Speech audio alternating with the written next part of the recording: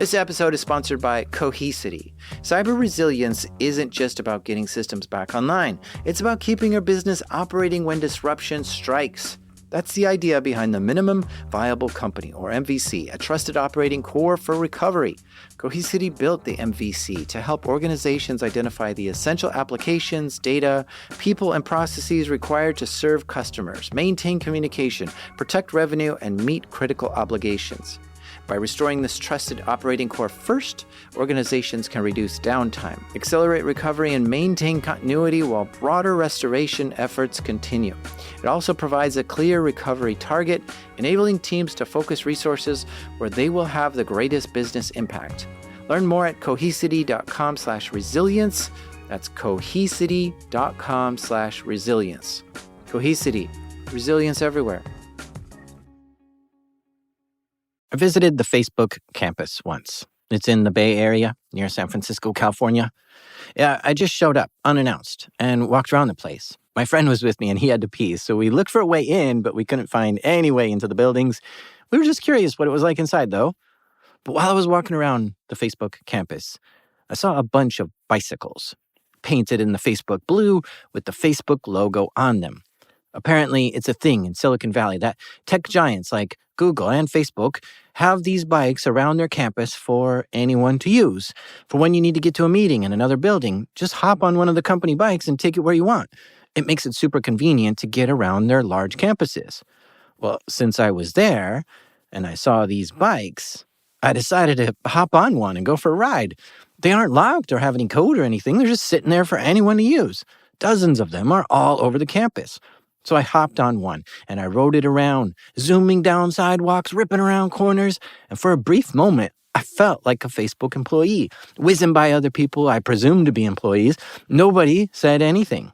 And I left the bike on the other side of the campus. As I spent more time in Silicon Valley, I saw more and more of these bikes all over the place. Like people had ridden bikes from the Google campus over to the HP campus, or you'd see Facebook bikes over at the Cisco offices. The bikes were scattered all over town, and I presume it's because people ride them from office to office, and maybe they're inside doing some meeting or something, and they'll ride back later. But the thing I couldn't understand was this being so close to San Jose in the Bay Area, and these bikes just sitting right out front with no chain or lock. Why aren't these bikes stolen like the very moment someone walks away from it? I mean, I didn't just ride one, I rode a handful. It became a thing. Every time I saw one around, I'd hop on it for a little joyride. And so if I could jump on them so easily and ride off wherever I wanted, what's stopping anyone from just stealing them all? These are true stories from the dark side of the internet. I'm Jack Rhysider. This is Darknet Diaries.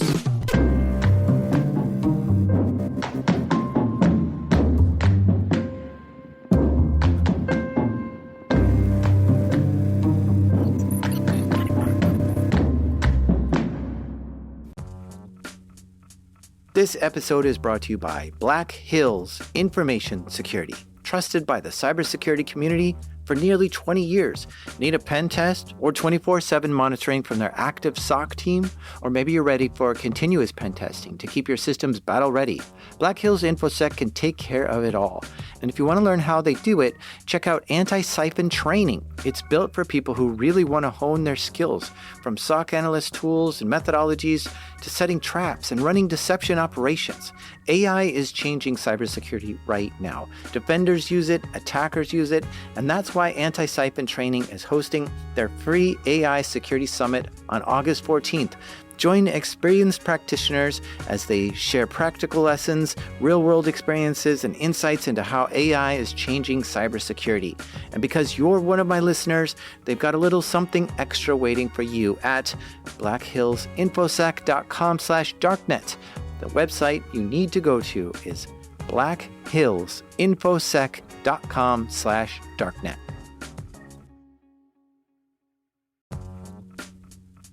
This episode is sponsored by Shopify. I know my job is to make a podcast, but I really love designing artwork for Darknet Diaries, and I take that artwork and I turn it into t-shirts, and I love selling those too, but you guys wouldn't be able to get them if Shopify didn't make it so easy to have a shop online. Because first of all, Shopify has a bunch of templates to help you quickly set up a website that you love. No coding required. It's amazing seeing your merch on a professional-looking site for the first time.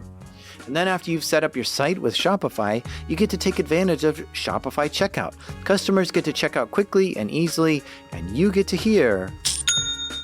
All you need is the idea. Shopify handles the rest.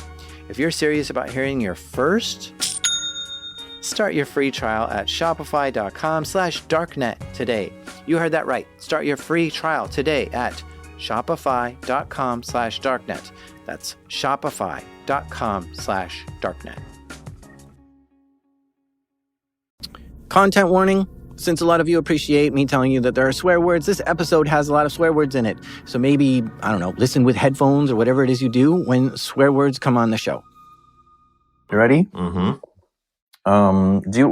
What name should we use for you on that? You can call me Brian. It's okay. I'm not cool enough to have a nom de guerre. Brian, have you ever got your bike stolen? I have indeed, yes. Tell me about it.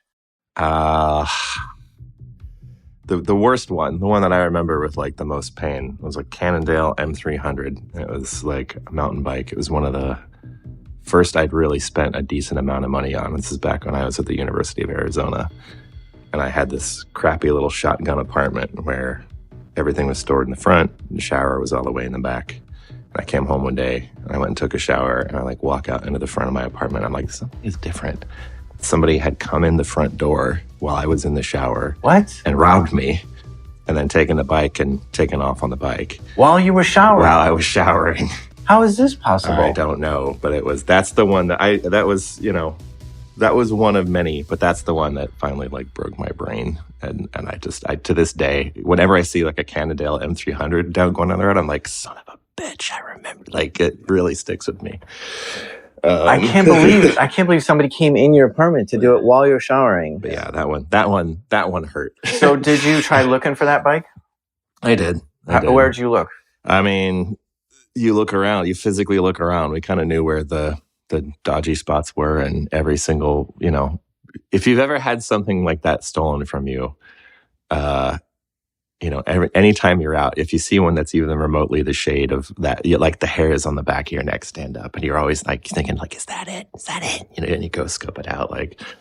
But there wasn't much. I mean, you watched back then. It was Craigslist. You watched Craigslist. You could like talk to local bike shops, and you could physically just go run around looking for the damn thing. What about the police? That wasn't really a thing, and that was sort of like, college towns. Like there's campus police and there's city police. And I did report it with the campus police, but it was like, and I asked somebody, it was like, so what happens if the city picks it up? They're like, oh, no, you're on your own. You have to go report to them too. And you could see this sort of like there were two silos, There are two systems. They didn't talk to each other. This is stupid. Brian was frustrated that there was little to no help for him.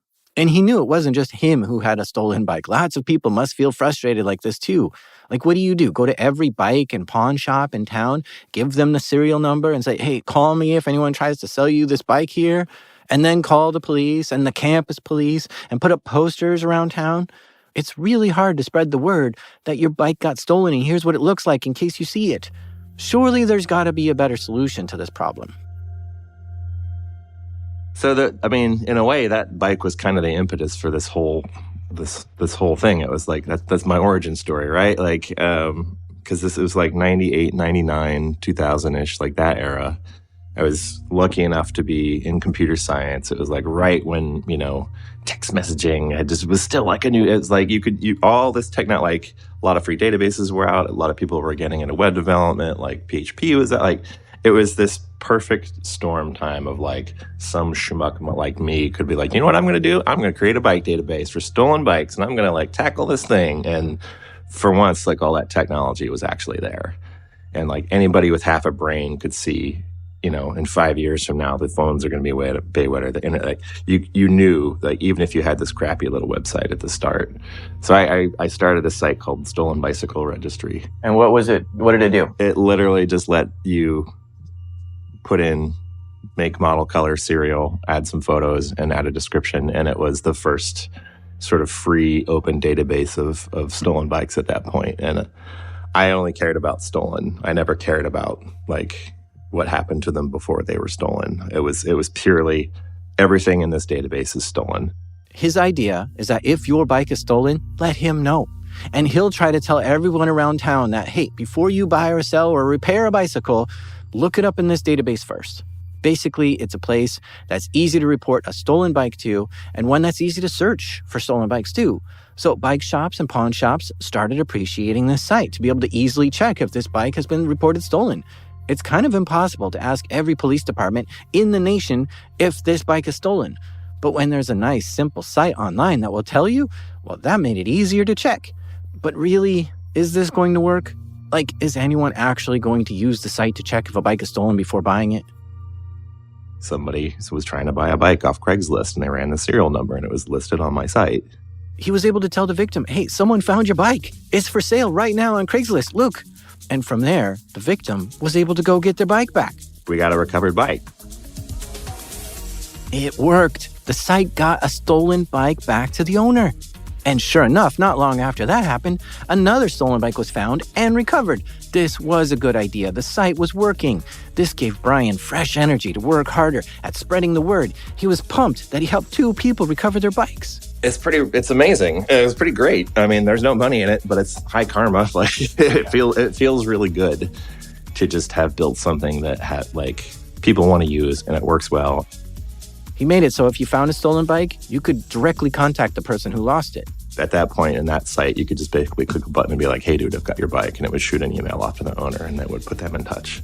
I'm not going to handle every single one of these. It's just like finder, meet owner. You guys work it out. He kept the site going and was helping more and more people find their bikes. But after a while, it became a lot to keep up with. The site wasn't making any money. It was just a labor of love. And he kind of needed some help. Yeah, so I only ever cared about stolen. And in like 2012, 2013, this bike mechanic in Chicago named Seth Herr ran a Kickstarter that was sort of the opposite. He was working in bike shops and he was sick of like, they'd sell a bunch of bikes, they get stolen, people would come back, they'd have to go through like physical paper. It just sucked. It was like a really bad process. And he was like learning Ruby and he was sort of coming at it from the other angle, which is like, let's just get these things registered the moment I swipe your credit card and go boop on my point of sale system, like I want that bike registered.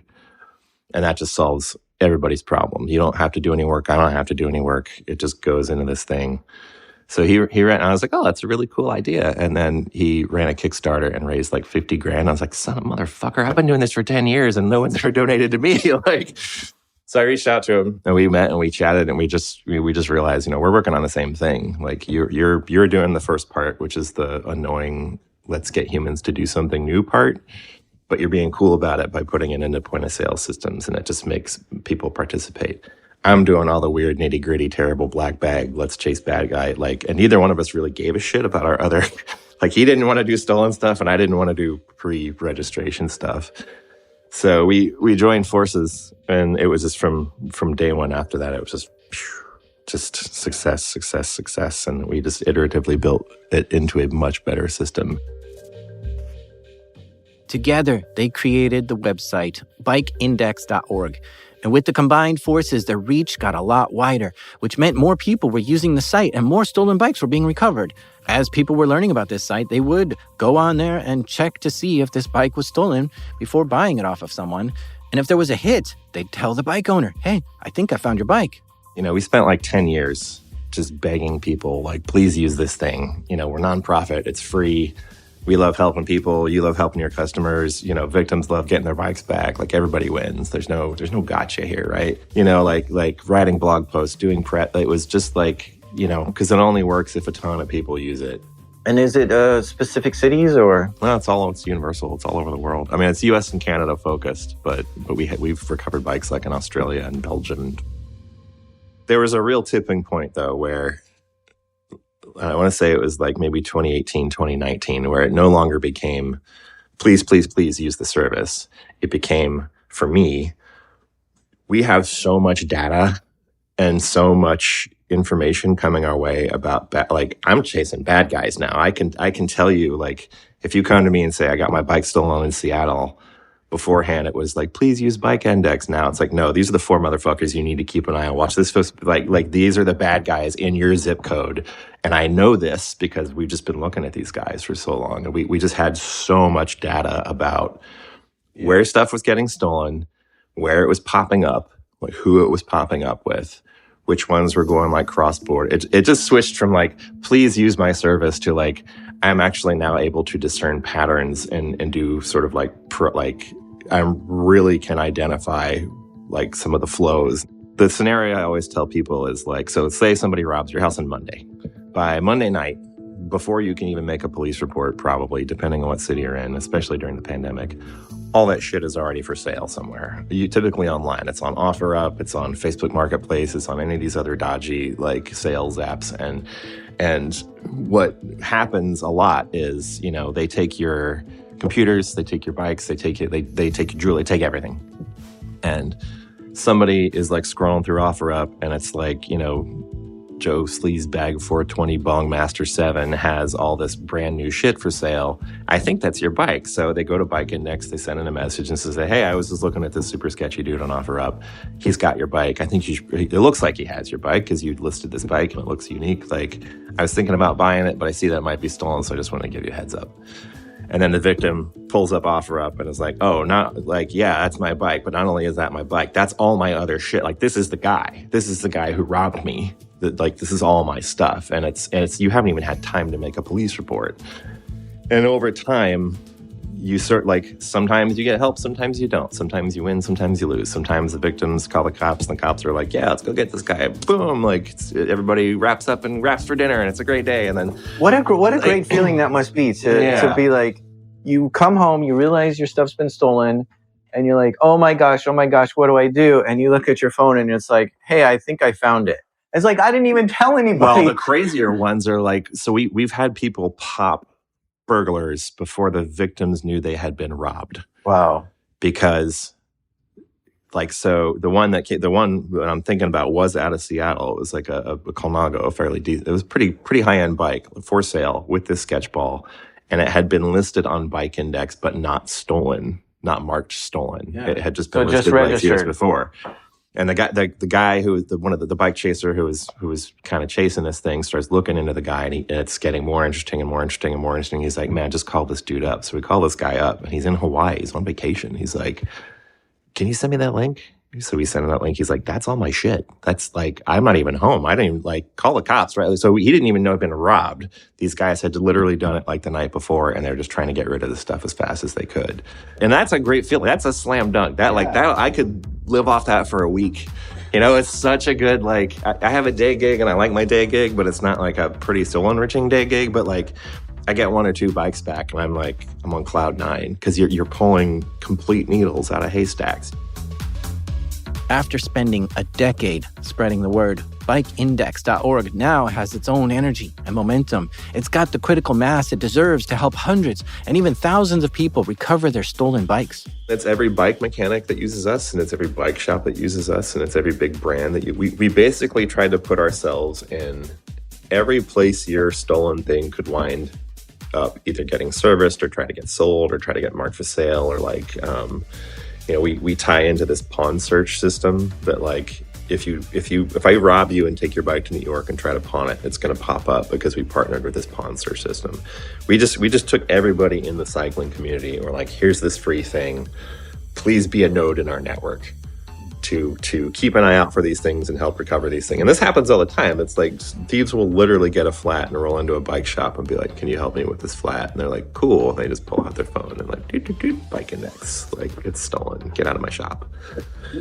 We built the thing for the community, right? Like, we're the glue guys. We built the thing that every single person in this ecosphere can just, if everybody wants to like help with this thing, you can use this thing. We're not getting paid. We're not making money. We just want to like keep the bike safe and not let crackheads sell bikes and make thousands of dollars.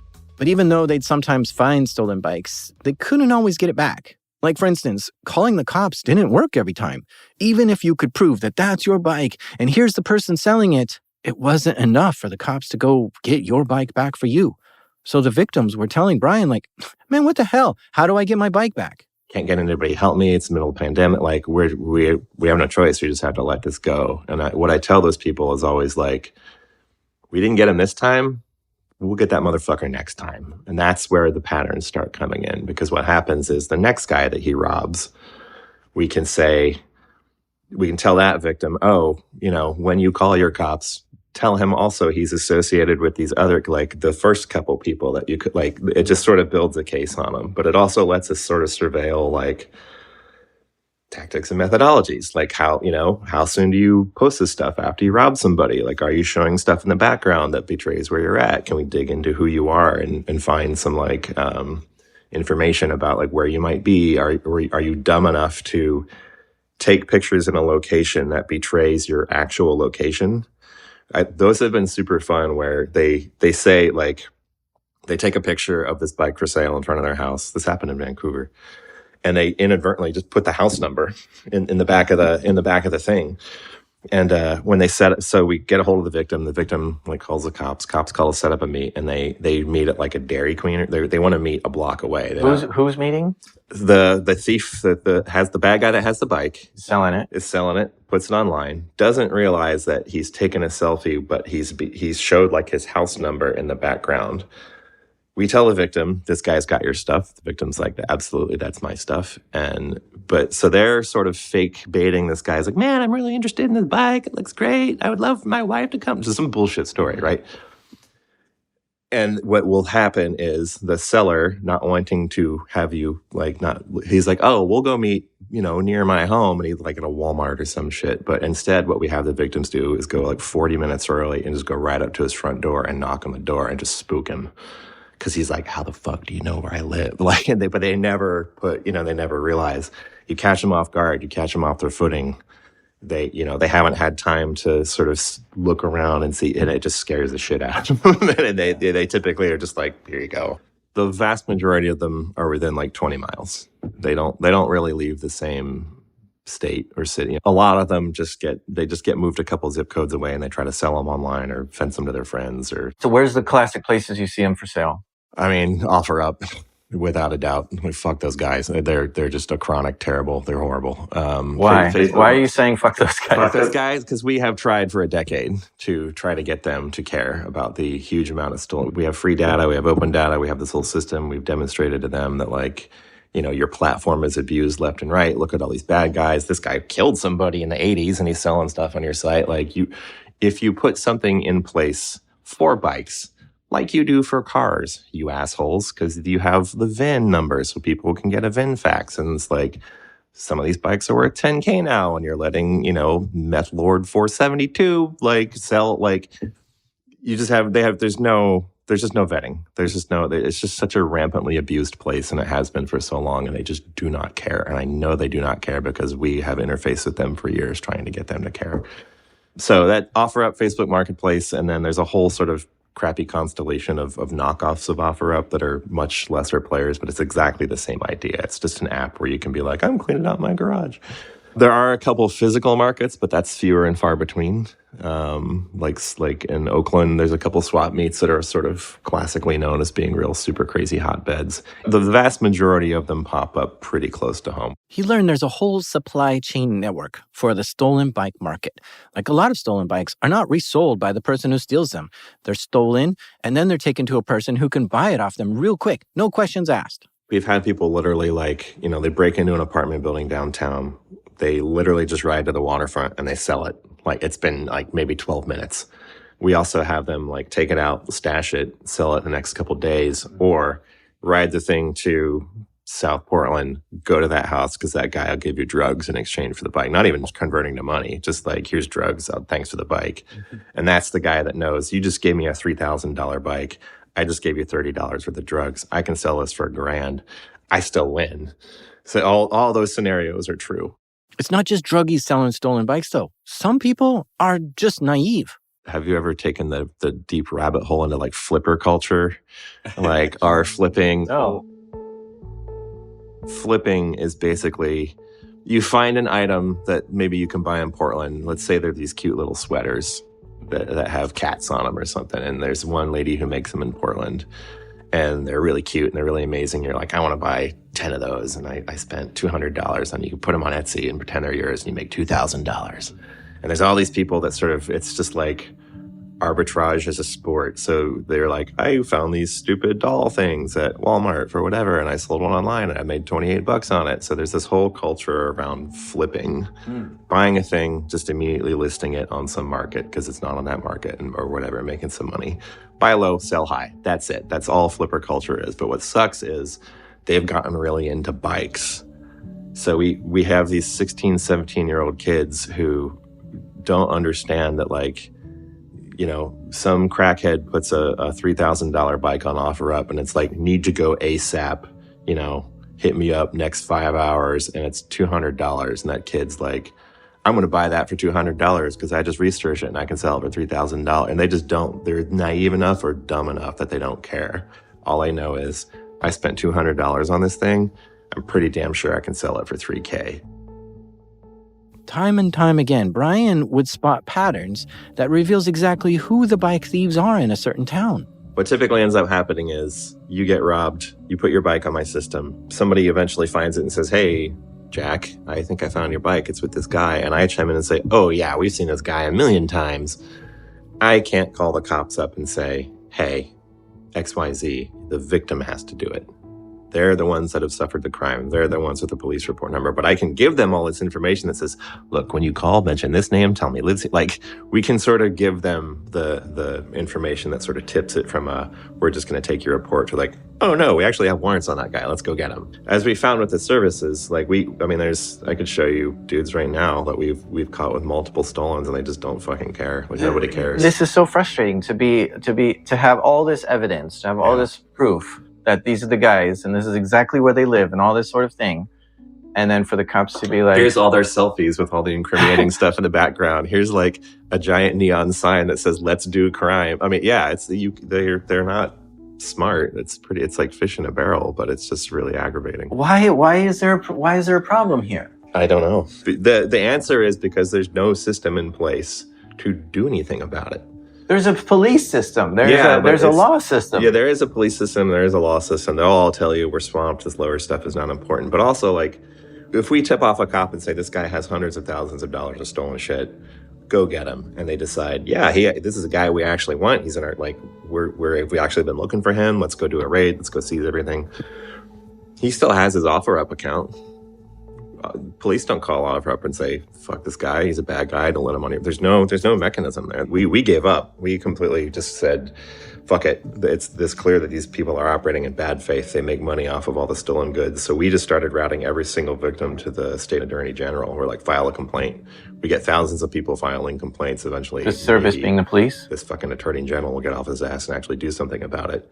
But just do not engage with OfferUp or Facebook Marketplace or wherever your stolen stuff is listed. Do not engage with their systems because all they will do is nothing.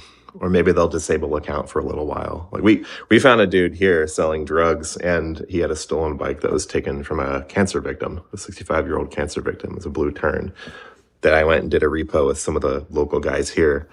And like that guy's account is still active. Like he was selling drugs on the platform and had this stolen bike and we popped it back from him and we sent in things saying, this is a bad guy.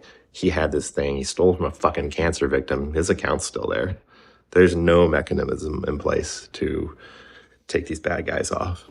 And it's like, you know, I get it. There's bigger problems in the world, right? Like this is a pretty much, it just sucks when we're doing them a favor. You know, it's like you'd think you would want to take the arsonist, rapist, murderer, like thieving, like those super, super bad guys that we are encountering and telling you about. You'd think you'd want to do something about that. And the answer is no, we don't. What's crazy is when somebody reports a stolen bike to the police will often say, go register your bike at bikeindex.org. But then when Bike Index tells the police, like, hey, we found the thief, the police just ignore them.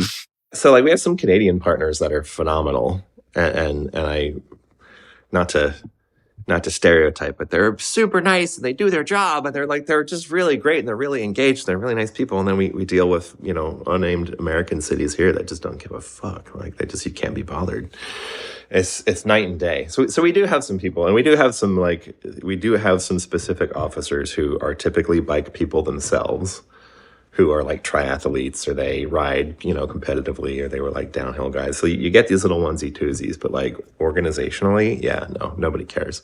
And so this is where your service becomes even more important, because it's like, this is vigilante shit. Yeah.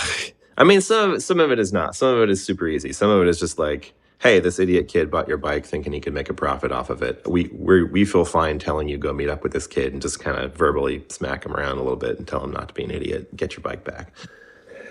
But then we also advise people like, no, we looked this guy up. He murdered someone. Like, you should let this bike go. This is one that you should just take the L on and take your insurance. But like, you do not want to go meet up with this dude and knock on his front door because he killed somebody.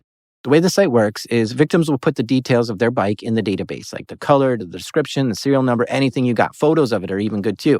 And then they'll leave the contact details, email, and sometimes phone to text. If you see my bike, let me know. But the system is set up so Brian can see all the emails that get sent through the site. So he can just chime in every now and then and add anything he might know about this. So I'm sitting in my basement in 2020.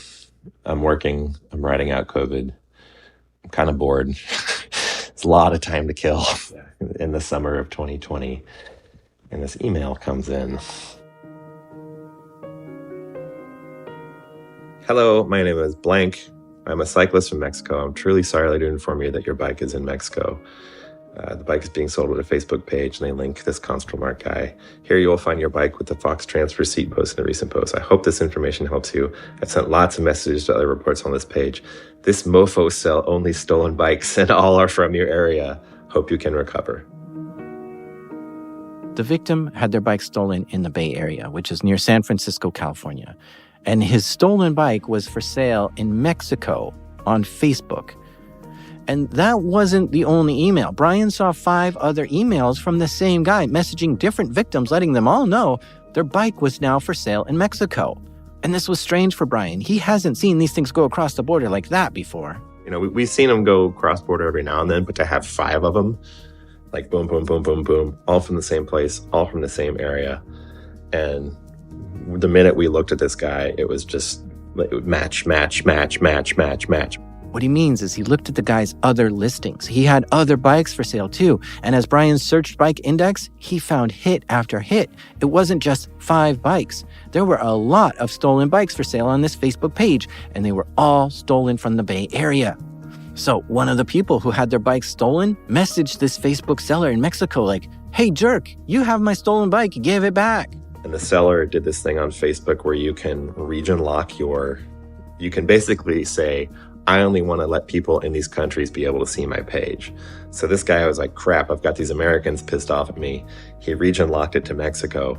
So for a while, Brian thought the guy shut the listing down because they weren't viewable anymore. But then someone got the idea to use a VPN, connect into Mexico, and see if they can still see the listings. And yes, the bikes were still listed for sale. And they saw there were even more bikes listed at this point, and those were stolen from the Bay Area too. We were just getting our heads around, like, what is this? Like, is this guy is he actually coming up here and robbing these people? Is he like who is this guy? Like, why does he have so many? Like, and it just kicked off this whole series of dominoes that just the next 4 years of my life that's what I did. I'm going to pause here for an ad break, but stay with us because this is where Brian locks in and gets serious. This episode is sponsored by Delete Me. Have you ever thought, I should really be doing something to protect myself from stalkers, scammers, and hackers, but you're not sure what? Here's what you should do. Go to www.joindeleteme.com/darknetdiaries and enter code DD20 and you'll get 20% off Delete Me. And a few years ago I signed up and Delete Me got busy scouring the internet for my name and gave me reports on what they found and deleted stuff. Take control of your data and keep your private life private by signing up for Delete Me. Now at a special discount for my listeners, get 20% off your Delete Me plan when you go to www.joindeleteme.com/darknetdiaries and use promo code DD20 at checkout. The only way to get 20% off is to go to www.joindeleteme.com joindeleteme.com/darknetdiaries and enter code DD20 at checkout. That's www.joindeleteme.com/darknetdiaries, code DD20. Ryan is tuned into this guy on Facebook selling all these stolen bikes. He wants to know more. So we're looking at this guy and we're looking at his webpage, and it's tons and tons and tons of bikes, but we can also see tons and tons and tons of prior sales. Okay, so that's a Facebook marketplace? It's just a Facebook page. It is not a business page. It's just like you and I would have our own page, but it's the name of this guy's business, which is called Konstrelmark. The page had thousands of posts, most of which were bicycles, and so many of them were coming back as stolen, all from the Bay Area. This was going to be a lot of data to go through. There was me, and there were some of the victims, and there were some people in the Bay Area that also work in stolen bikes. And so we threw up like a Google Doc, and we started just sort of tracking, like, here's his Facebook posts, here's his social media, here's his Instagram. Like, one of the guys was able to sneak into his Instagram by pretending to be somebody else. We now have access to that. And like, just basically getting our heads around, like, who is this dude? Where does he operate? What's his name? Like, where's he advertising? Is it all stolen? Like, is it all from the same place? Like, just sort of doing some initial, and we had done a real small dossier where we took, like, I think like his first 50 bikes, and we matched like 12 or 15 of them to the Bay Area. And we were like, we're pretty sure the rest of these are also stolen. They're just not in Bike Index. But we made this zip file and a Google link. We passed it around to a bunch of people in the Bay Area who are like shop owners and people that run stolen bike Google groups and other people who kind of chase bad guys. And they were able to pull out more and be like, yeah, this one was from Oakland. Like, yeah, shit, this one. Like, they were able to get a bunch of matches we didn't know about. So it just kept getting more and more like everything this dude has is stolen. And it sort of painted this picture of, like, this isn't a one-off. This is like hit, and oh, we didn't know about that one, but later on it turned out that was a hit too. Like, it just sort of like fleshed out the picture for us of like, whoever this fucking dude is, he's the Kaiser Soze of stolen bikes, because everything he has is stolen from one place. But it is like, it draw 100-mile radius around San Francisco. It wasn't just Oakland. It wasn't just Marin. It wasn't just San Jose. It was Santa Cruz. It was this very big footprint, which that's kind of nuts. You sold thousands on there. I think it was like 800 something that we clocked. The thing is we looked from like 2020 on. Yeah. Going back, you could see he'd been operating since 2015. Oh. But we basically had to say, like, we can't care about this stuff. We got to care about the stuff that's current, that we can call victims right now, that we can try to get cops engaged on. We can't, but we can see all this shit. We can see how big of an operation this guy has had for so long, which is alarming. As they start to piece this together, they're seeing that this guy sometimes lists 12 bikes for sale a day in Mexico. And they could tie it back to there being 12 bikes stolen in the Bay Area. So what's going on here? This guy probably isn't the one going to San Francisco, robbing people there, and then taking the bikes all the way to Mexico to sell it to people there. They thought he must be the tail end of some operation. But what operation? Who are the people stealing bikes, and where do they go after that? And how do they end up in Mexico? Like, is there some big-ass truck driving across the border like every day loaded with stolen bikes? And they want to be careful in their investigation too, so they can have a good chance at catching the right guys. If they simply call up the Mexican police to say, hey, arrest this guy down here, it might not stop the thefts happening in the Bay Area, or those thieves might get away. So the plan was to figure out everyone involved and to build an airtight case against them all, to hopefully get the police to take them all down at once. So every day I would wake up and we had basically archived as much as we could at that point. So what we were interested in was the new stuff. Like what's he got that's new? And that was kind of hard to tell, because he's very good at marketing, and he'll post 10 things a day, and sometimes they're repeats, and it's sort of like you see a bike that you've seen for 4 or 5 weeks that he's not getting rid of, but then this brand new one pops up and you say, okay, well that's the one we care about. That's the one we haven't already tried to investigate. He would post a bike. We would find it in Bike Index. We would call the owner. We'd back and forth with them a little bit and say, like, tell me about this. Like, was this a robbery? Was there footage? Was it cameras? Was anybody assaulted? Like, was this one of those, Oakland had this series of armed bike jackings where they would literally pull in front of guys on bikes with guns and say, get off the fucking bike. and rob them and take the bike and throw it in the car and leave. So some of these were violent crimes. And the reason we're asking is because, if a bike gets stolen off the street, nobody cares. Somebody sticks a gun in your face and takes a bike, you're going to get police assistance. So we were trying to sort of cherry pick, like, let's find the ones where there's surveillance. Let's find the ones where it's high dollar. Let's find the one if there was an assault. Let's find the ones that you can actually pick up the phone and get somebody to care about. So we called, and these calls sucked because I could see it and I wanted to tell them about it, but I didn't want them to to do what the first guy did, which is confront this guy and blow it up again. So I would just tell them, look, I'm with Bike Index. I think I'm looking at a picture of your stolen bike being sold online, but I want to know some more information. I'm curious about timing. How long does it take between when a bike gets stolen and when it goes up for sale? We would see bikes that were stolen within, like a day or two getting advertised on this shithead's Facebook page. But we would see it in a visual setting that looked like America. And it just and it's hard to explain this. Not that there's like apple pie and flags in the background, but like the ground looks a certain way, the buildings look a certain way, and if you look at Mexico, like it's shitty concrete, and it just there's a feel to it. Yeah, absolutely. I watch a lot of the GeoGuessers. Yes. We would see a place that just looked like an American setting, and we knew that it had only been like a day, so we're like, it's probably still in America. But then 2 weeks later, he'd be advertising the same bike for sale, but it would be in a very Mexican, it would be in his front lawn. And it with like, Viva Mexico, like very, very obviously clear with people's fucking license plates with the, the crazy different, so it was like robbery already appears for sale, but it's in America. 2-3 weeks later, it's advertised again, but it's clearly in Mexico. Rinse, cycle, repeat. GeoGuessing is really fun. I sometimes find myself playing it for hours. Basically, it's a game where you're dropped in a random Google Street View somewhere in the world, and you need to look around to try to guess where you are in the world. And I watch other GeoGuessers, and some are insanely good. They seem to know what every mountain and river looks like in the world, but they use a lot of well-known clues, like how power poles look is different from country to country, and the soil color, and the types of plants, and the shapes of the street signs, and mile markers look different in every country. These all seem to be dead giveaways to determine where that photo was taken in the world. So while it seems strange to think a photo is American or Mexican, it's actually not. There's a lot of clues that you can use to figure it out. They tried examining the metadata of the photos posted to Facebook too. See, when you take a photo, your camera often adds a ton of identifying information in the photo. It'll list the type of camera, the time of day it was taken, and if your camera is GPS enabled, it might include GPS coordinates in the photo's metadata. But all these photos were posted to Facebook, and Facebook learned pretty quickly to scrub all the metadata out of photos to avoid stalking. So there was really nothing to look at there. Now, as Brian talked with people who were getting their bikes stolen in the Bay Area, he was telling them, hey, open a police report, but give the police my contact information so I can show them some evidence that I'm seeing on my side. I got a very small handful of phone calls, and it was some sergeant somewhere, some poor schmuck who had like 800 other burglary cases. And he's like, your victim says you know where this is?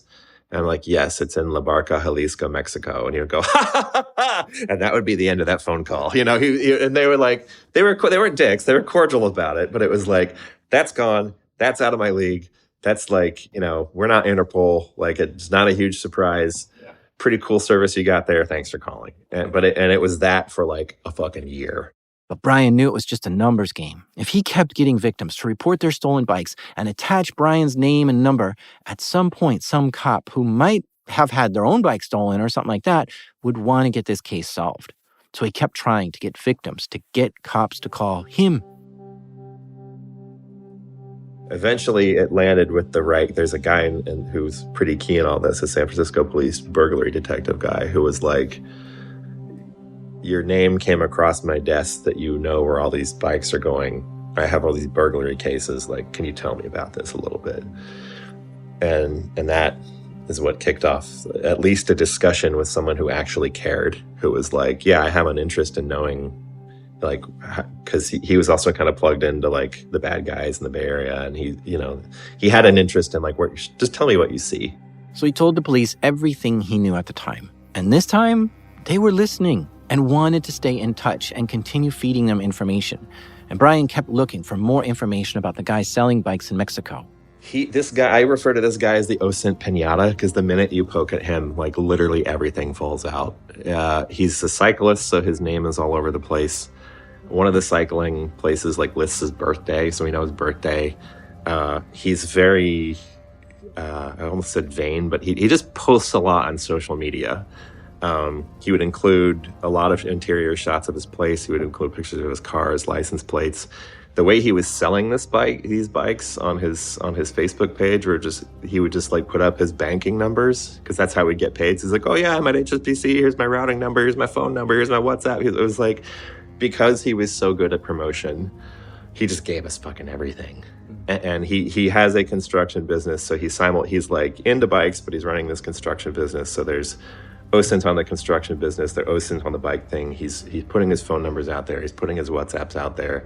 He's, blogging about his sister's store, and it's just very open. If you look at something long enough and hard enough, especially for years, and you have an interest in picking it apart and finding the little details in the background. So we would see things like he had like somebody bring a truckload of stuff to his house once, and it was bikes, and they were advertising it, and they took pictures of all the bikes, but there were reflections on the windshield, so you could see the guy who drove the car. We're like, okay, who's this fucking guy?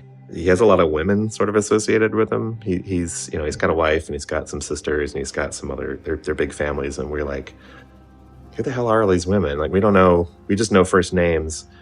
And then they went to Disneyland, and they all bought shirts that said like, mother, father, uncle, aunt, like, and they stood in this big family picture, and it was like, oh, thank you, you moron. You just gave me your family tree. Now we know who these women are, like, because they have the same last name, but we don't know if it's because of marriage or if it's because of familial.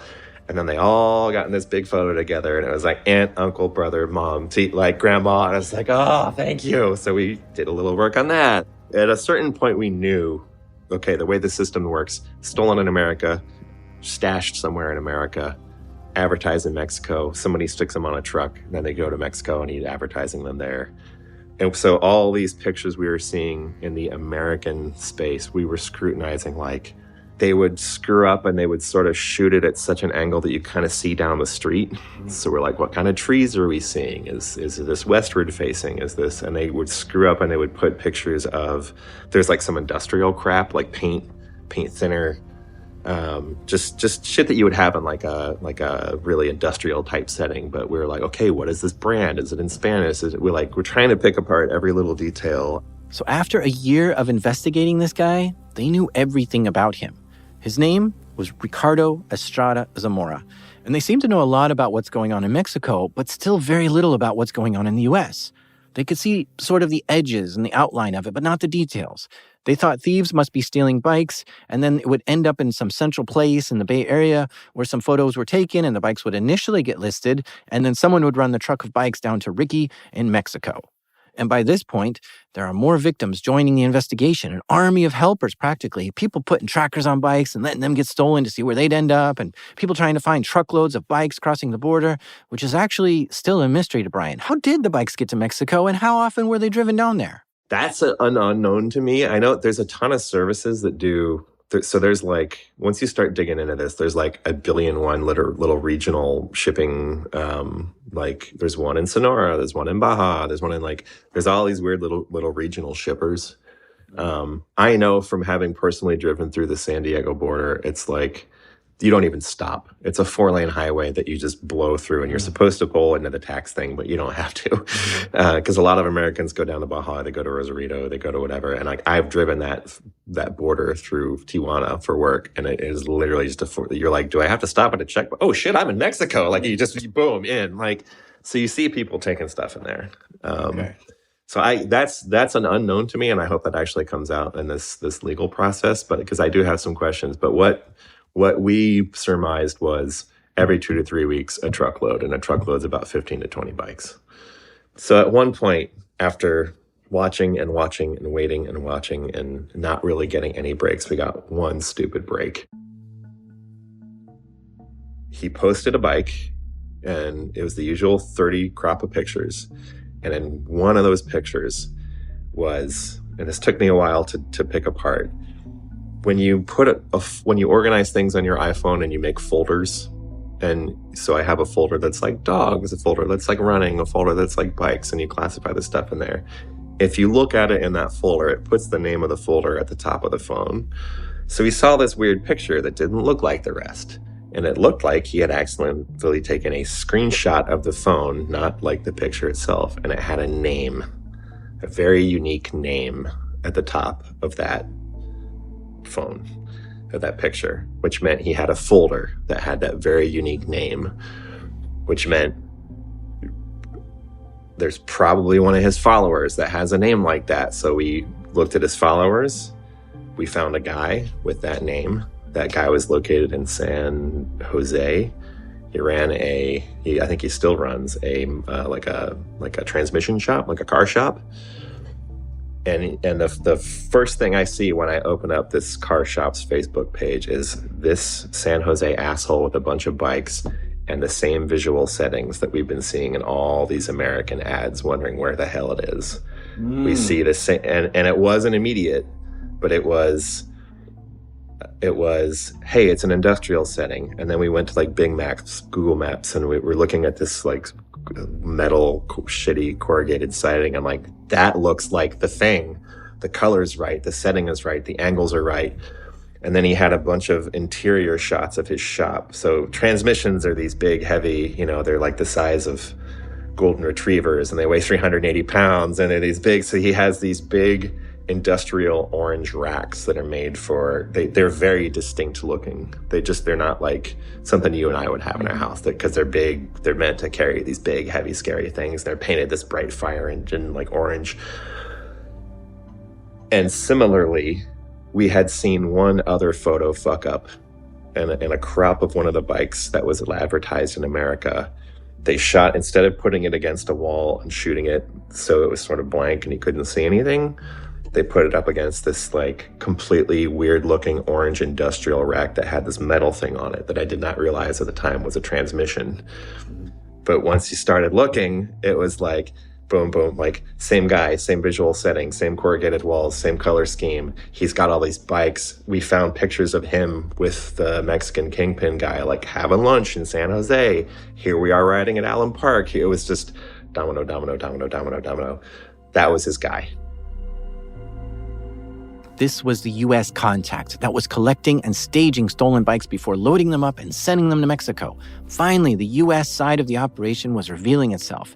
They even had someone go to the site at 2 a.m. to verify this is the place that all the U.S. photos are coming from. This is our guy. This is the guy. This is where they're going. This is where they're being kept. This is where they're being packaged. This is where they're being photographed. We don't know what happens in between the other two, but this is his guy.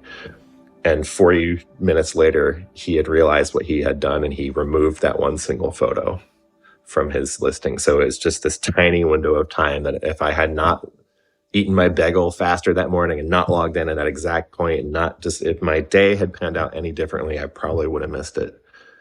Because we were in the middle of talking about it. We were excited. We're on Slack. We're talking about like, this is the guy we're trading. And we go back and like, oh yeah, go here. He has this picture. And they go back and reload it. And they reloaded it, and that picture was gone. But I had already screenshot it. So it was this very small, very lucky, like complete OSINT win, right? Like complete just human error. Look at it long enough, somebody's going to trip up. And he did. Well, this new piece of information was absolutely something the California police could work with. They executed a search warrant on that guy in San Jose, found everything they were expecting to find. And according to the indictment, also like $206,000 in a bag. So they found bikes packaged up for sale. They found, I think they listed 9 specific bikes or something like that. They caught them completely red-handed. It was sort of a slam dunk. We think, yay, go us, awesome. And this is where this story kind of bifurcates, because now you have this guy in San Jose who's fucked. That case got kicked up to the FBI, I think because of the cross-border nature of the crime, or maybe because of the money, but it went into federal hands, not local SFPD hands. So now it becomes a federal case, and you can read the indictments and they're bananas. But the second sort of winding path is it does not even touch this guy in Mexico. He just switches his supply to San Diego. He's got another one of those guys somewhere else. Oh, what? How is this operation still going on? Ricky Zamora was still getting stolen bikes. But now they're getting sourced from San Diego. Looking back at all the stolen bikes Ricky was selling before, none of them were coming from San Diego before. So whatever is going on here now is a new operation. And U.S. police don't have a way to arrest him in Mexico. And for some reason, they can't get him kicked off Facebook either. So the operation still goes on, now with bikes being stolen from San Diego. So we do exactly the same exercise, but we do it in San Diego, and we don't get any traction whatsoever. They tighten up at that point. They realize blank wall, blank setting, no slip-ups, no OSINT mess-ups. Mm-hmm. We try for 4 months to get police there involved, and including like sending them Excel sheets of like, here's the $90,000 worth of bikes that we see that he has. Here are the police report numbers for your jurisdiction. Here are the victim names. Can you please subpoena Facebook? Just do your job. And we just never got any traction. It just never happened.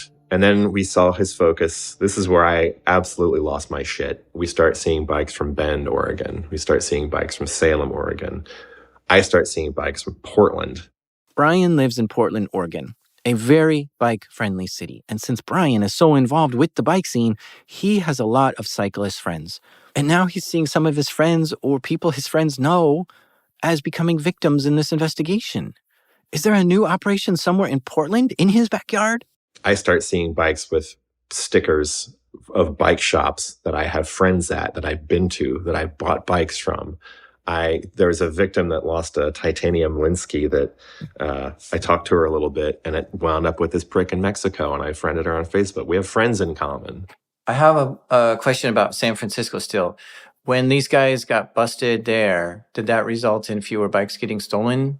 The way it works is there's all these burglary crews in the Bay Area, and they're typically younger guys that are run by an older captain.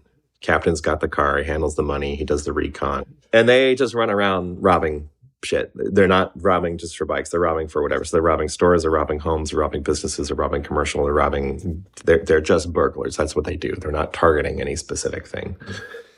But they know, okay, so we've done our robbing. We're back at our Alibaba's cave, which is some shitty hotel that they're renting with all their stolen stuff in it. If you get jewelry, it goes to this guy. If you get guns, we fence it with this guy. If you get electronics, we fence it over here. And if you get bikes, you go to this guy. That's the guy that we found. So it was multiple different burglary crews whose job is not go get bikes. It's just go steal whatever the hell you can steal, and we'll put it on the black market. But if they had bikes, this is the guy that they went to. We actually have some fucking hilarious surveillance where one of these guys scales a fence, drops down the other side of the fence, and he stands up and he brushes himself off and he makes the sign of the cross as a good luck charm, and then he goes in and robs the house. All caught on camera. But we would see it's fat guy, short guy, little guy. It's 101 different dudes, and it's not the dude that is running this transmission shop. So we had some other means by which we pieced some of this together. So the bike thieves had to just find a different place to sell their bikes to, and they can continue their operation. And it sounds like they were just a bunch of random burglars who all knew that if they had bikes, they could just sell it to this guy real quick. Another pipeline of stolen bikes they saw pop up during this time was between Colorado and Juarez, Mexico. Apparently, there were thieves in Colorado who would steal bikes and then ship them to Juarez to sell. But this was a totally different group compared to what Brian was tracking with the San Francisco and San Diego thieves. At one point, Ricky Estrada Zamora, kingpin of the La Barca fencing operation, is now listing bikes from guys that I see in Juarez that I know are bad guys that are involved in this sort of Colorado pipeline, meaning his supply went from Bay Area to San Diego to Oregon, all the way back to Colorado through these guys in Juarez. So the way this manifested was, I was talking to a guy in Colorado who got robbed. I'm like, yeah, there's these like 5 dicks down in Juarez that sell a lot of stolen. I'm like, oh, look, he's got it. Here's your bike. Call your guy. And this is a bad guy. And I know that he's a bad guy. And there's this very specific setting that he takes a picture of them in, more OSINT work. And here's his name. We were trying to get Laredo PD to give a shit about him, but like, just like, go, here's your information packet. Like, good luck. And I open up Ricky's page and I'm looking at the same photo because he's like doing consignment sales. He's using these guys, and so it's like his reach is amazing. Like, I really hand it to the guy. He's got a endless well of supply.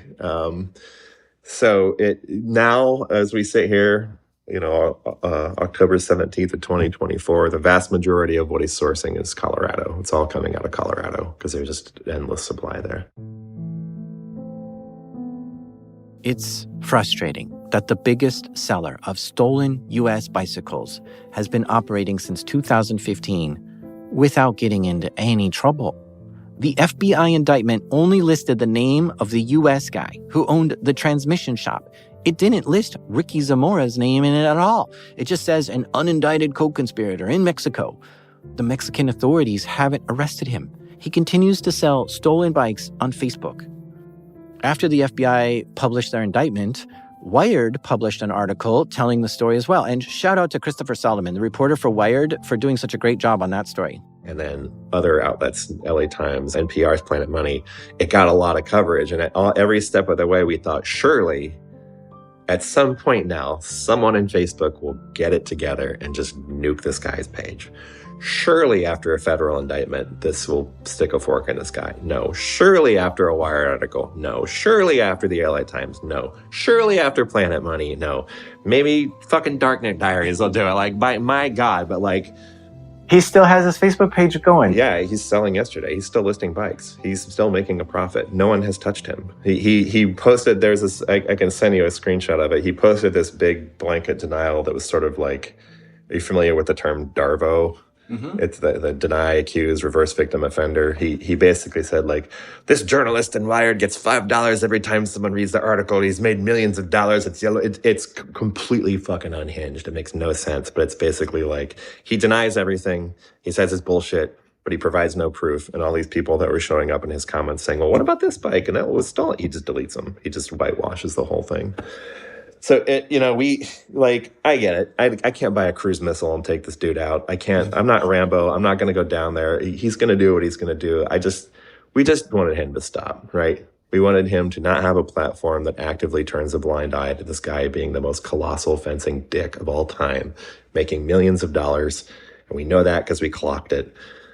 We just thought, and we had many conversations. We tried the stupid Facebook reporting, which does nothing. Because a lot of the Bike Index people are in the Bay Area, they know a lot of Meta people. They ride with them. We had personal contacts, personal friends. Our shtick has always been, we can find a cyclist that we can talk to in this organization. We're simpatico, you, me, same. We're all friends. That's how we get shit done. And every single person that we talked at, either officially or unofficially, was just like, we are completely incapable of doing anything about this. There is no mechanism in place. Or they would say something like, I put it up the chain internally, thanks. And it was not only Meta, it was companies that have been picked up by Meta that are now part of the Meta fold.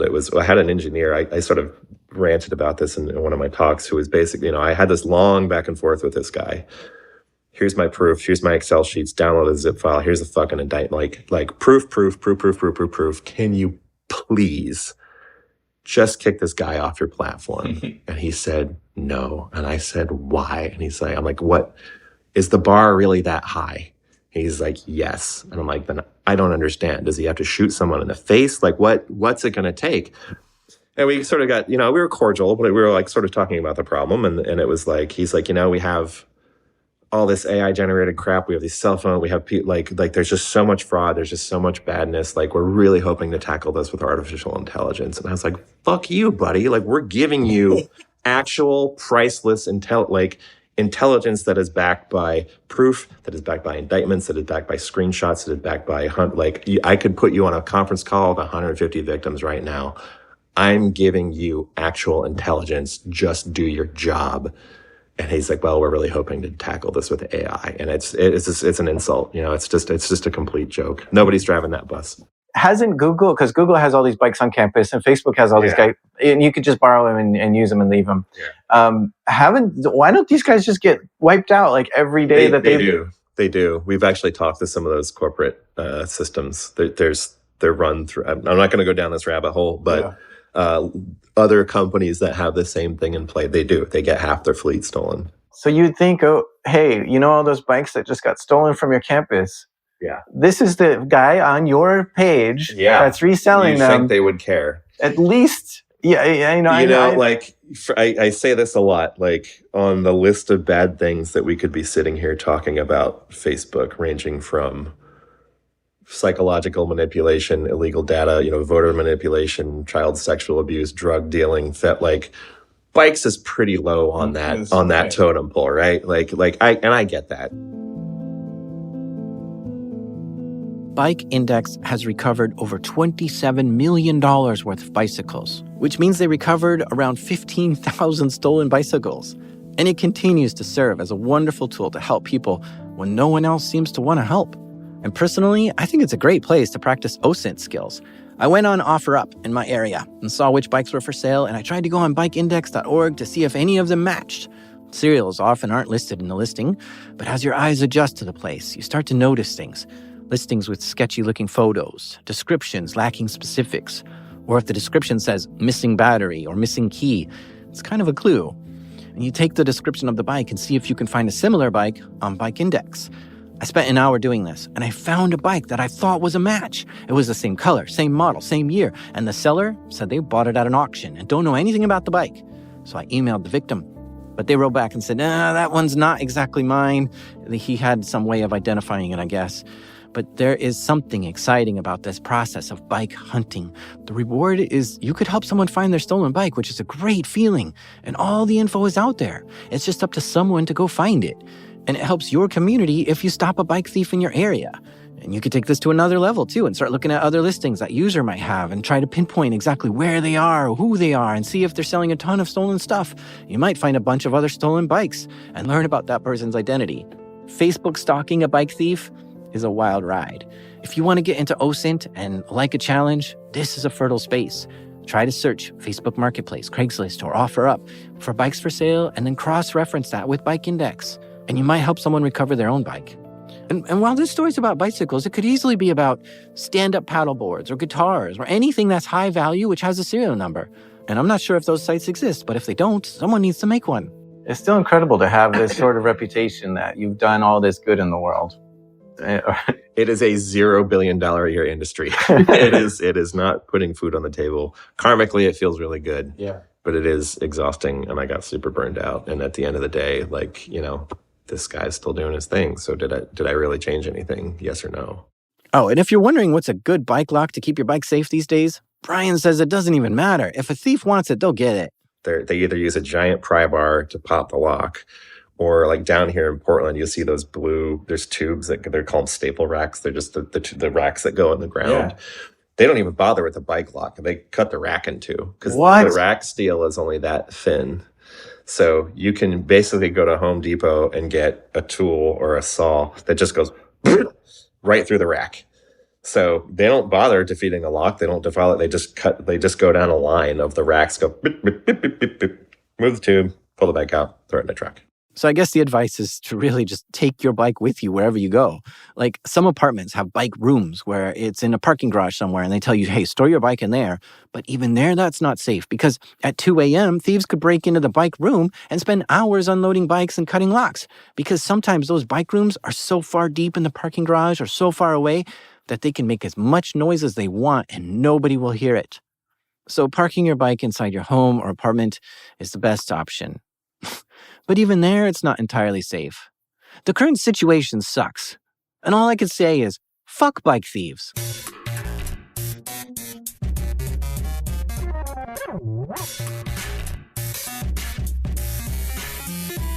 Thanks to Brian Hance for sharing this story with us. Bikeindex.org is a nonprofit and ran by volunteers. So if you think it's a good service, maybe donate to them to show your appreciation. This episode was created by me, the Spoke Joker, Jack Sider. Our editor is the Ghost Rider, Tristan Ledger. Mixing by Proximity Sound. Intro music by the mysterious Breakmaster Cylinder. What do Linux users and cyclists have in common? They both worry about drivers. This is Darknet Diaries.